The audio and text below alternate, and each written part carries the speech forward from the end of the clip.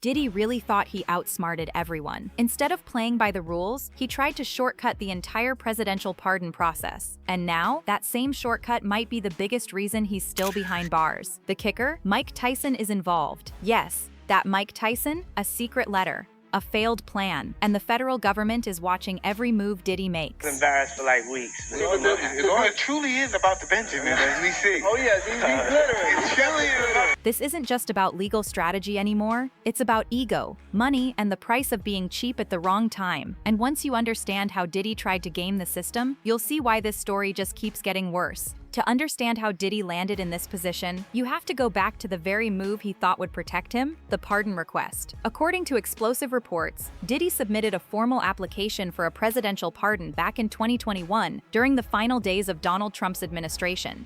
But here's the part that stunned people. He refused to pay the so-called donation fee that others, less wealthy than him, gladly shelled out just to get on the list. People in Trump's orbit expected a check. Diddy? He said no. Not because he didn't have the money, he's worth hundreds of millions, but because he believed he didn't need to play the game. He thought his name was powerful enough, that his legacy, his connections, and his media presence would do the work for him. And just like that, the door quietly closed.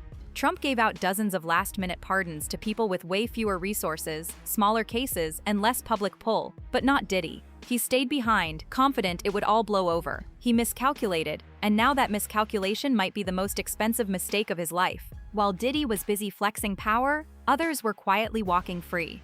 Trump's final hours in office were chaotic, a flurry of pardons and commutations, some controversial, some expected, but all strategic. Everyone knew what it took: pay to play or have someone with real clout speak on your behalf.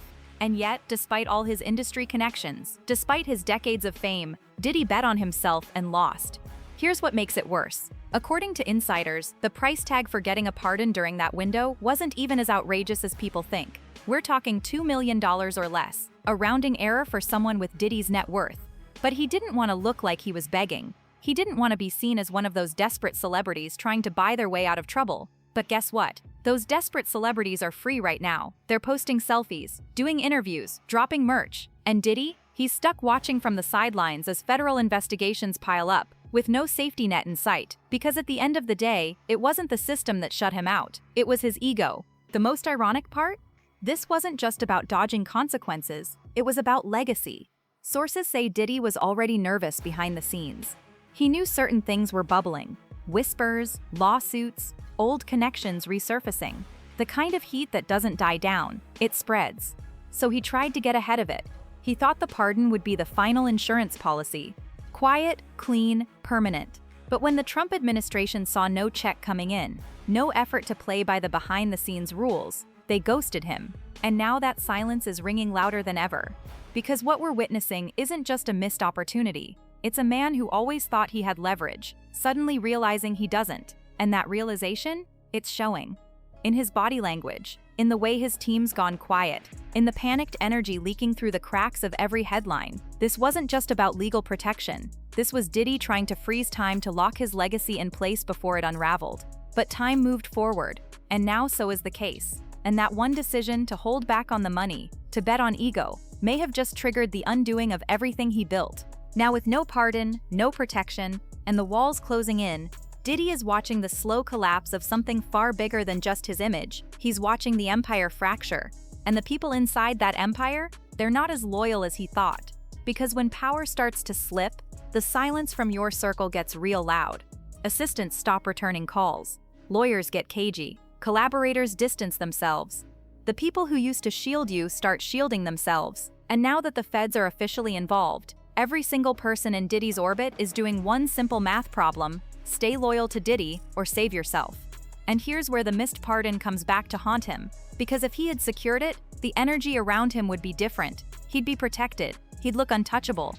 People would have stayed close, believing he still held the cards. But now, there's blood in the water. And once people in the industry, especially the ones who've stayed silent for years, start sensing vulnerability, they don't wait. They pivot, quietly, quickly, permanently. Because nobody wants to be the last one defending a sinking ship. And for Diddy, the lifeboats are starting to look empty. Diddy's biggest mistake wasn't just refusing to pay for the pardon. It was believing he could still outsmart the system. For years, that strategy worked. He moved like someone above consequence, calculating, connected, and always one step ahead of bad press. When rumors surfaced, he had the right people on speed dial. When lawsuits loomed, he made them disappear. When the spotlight got too bright, he vanished, only to return with a rebrand, a remix, or a deal that made everyone forget. But this time, there's no remix that fixes this. Because the playbook he's relied on for decades, deny, delay, distract, no longer works when the opponent is the federal government. And what makes it worse, his refusal to follow the one move that might have helped him, securing a pardon, now paints a much clearer picture to investigators. He had the chance, he had the means, and he didn't take it. So now, the narrative is shifting. It's no longer did Diddy do it? It's why didn't he protect himself when he had the chance? And that question changes everything, because it invites deeper scrutiny. It suggests overconfidence. It suggests arrogance. And what Diddy underestimated most wasn't the feds, it was the optics. Because the moment it came out that he had quietly tried to secure a pardon but refused to pay the price others were more than willing to, it flipped the narrative. He went from looking like a confident mogul to someone trying to cover his tracks before the real story exploded. People started asking different questions. Not just what is he hiding, but how long has he known what's coming? And that's the danger, because when public perception shifts from curiosity to suspicion, the entire machine turns on you. Media outlets get bolder. Investigative journalists stop pulling punches, executives stop picking up the phone. Former allies start calculating how close is too close. And once the public senses desperation, it's game over. Diddy built his image on power, presence, and prestige, but now that image is cracked, and every move he makes to fix it just draws more attention to the damage. He's gone from running the culture to running from exposure. And the worst part? Everyone can see it. The worst part for Diddy isn't even the investigations, it's the unraveling of control. For decades, he operated in a system that protected men like him. Money, status, charm, those were his weapons. And for a long time, they worked. People looked the other way. Stories got buried, NDAs got signed. If someone had a problem with Diddy, they either got paid, silenced, or pushed to the margins of the industry. But that system is cracking. This isn't the early 2000s. The public isn't turning a blind eye anymore. And now that federal pressure is involved, silence no longer looks like strength, it looks like guilt. The very tools he used to keep his empire intact are now being dissected in real time. Settlements, sealed documents, old interviews, even old songs. All of it is being re-examined under a different lens. The lens of a man who saw the storm coming, tried to secure a pardon, and failed. Because what that failure revealed is something far more dangerous than any lawsuit. It revealed fear. It showed that even Diddy knows what's hiding in the shadows. And if he's scared, everyone else should be paying attention. There was a time when Diddy could walk into any room and instantly own it. He had that presence. Part charisma, part intimidation, part legend. People either wanted to be him or feared crossing him. That's how he kept control. That's how he kept stories quiet. But now, that energy is gone, and the rooms he used to dominate are suddenly full of whispers. Whispers he can't stop, shape, or spin, because once the myth of invincibility cracks, everything underneath it gets inspected. The staffers who once kept their heads down, they're telling stories. The collaborators who once stayed silent, they're suddenly choosing their words very carefully, or refusing to comment at all. And the media, once cautious about covering anything too serious around him, is now wide open. They've smelled blood, and more importantly, they've seen weakness. And that's what's different this time. This isn't just legal fallout, this is social collapse. Influence doesn't work when no one wants to be seen defending you. Fear doesn't protect you when people stop being afraid. And silence? Silence only works when you're in control of the narrative. Diddy isn't anymore, and now that people see he's not untouchable, they're done staying quiet. By now, Diddy isn't just dealing with lawsuits or legal threats. He's facing something even more devastating: irrelevance. And for someone who built an empire on being at the center of attention, fading into scandal instead of success is the one thing he was never prepared for. Because there's no blueprint for this. You can't PR spin your way out of a federal probe. You can't charm your way out of a pattern of silence and intimidation. And you definitely can't rebrand while your empire is being dissected in real time. What we're seeing now isn't a career setback. It's a full-scale dismantling of the image he spent decades perfecting, piece by piece, story by story. The mogul, the hitmaker, the trendsetter, all those titles, now they're footnotes in a timeline no one wants to be part of.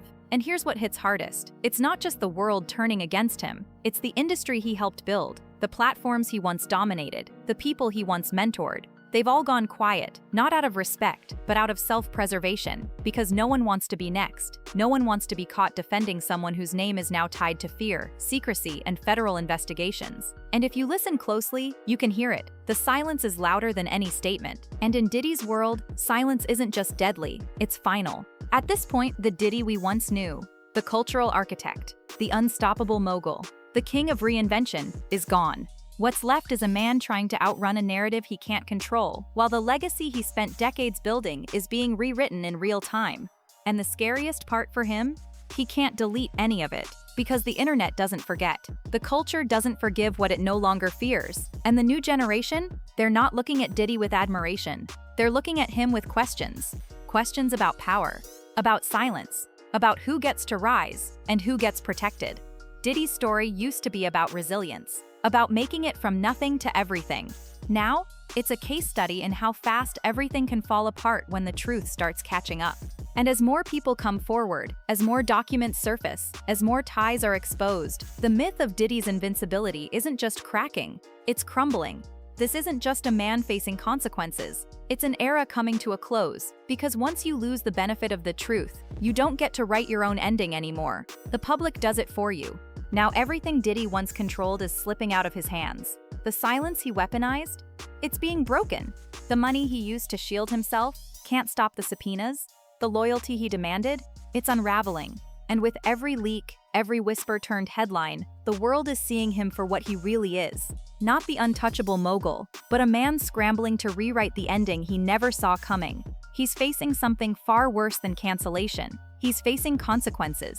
Because this isn't just scandal, it's a slow public dismantling, a humiliation that's playing out frame by frame. The stories are no longer rumors, the names attached, no longer anonymous, and the protection that once made him untouchable, gone.